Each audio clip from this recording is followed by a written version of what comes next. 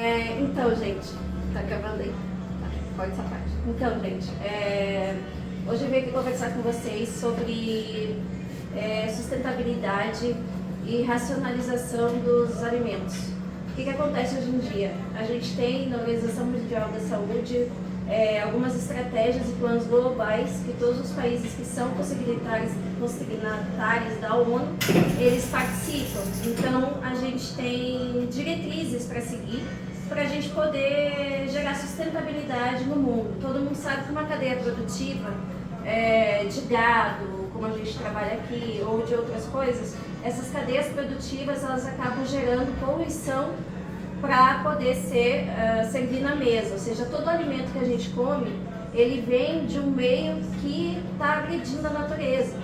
Então, uma das, vamos dizer assim, prioridades da ONU seria a sustentabilidade das coisas, né? Que é a ODS 11 da ONU e a ODS 3, que diz respeito à saúde.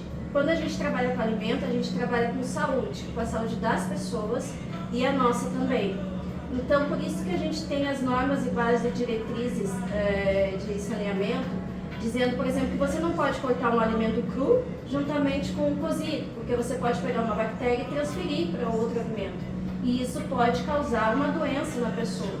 E uma das coisas mais corriqueiras que acontecem hoje em dia é que as pessoas acabam pegando doenças e coisas assim e acabam se afastando do trabalho ou outras coisas por causa de alguma desinteria, alguma coisa assim.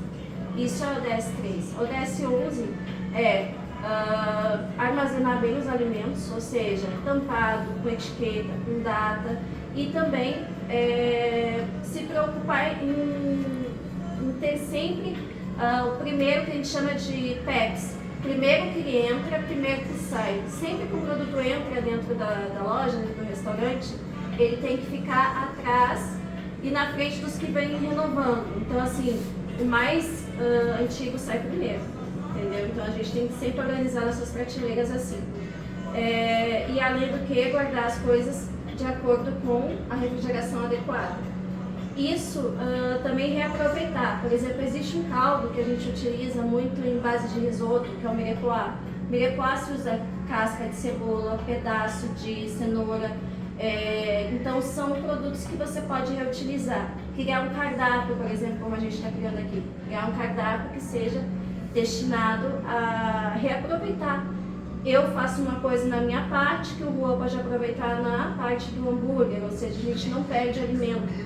Quando a gente reduz o desperdício, tanto em casa quanto aqui, a gente está ajudando uma cadeia muito maior que nós a ser mais limpa.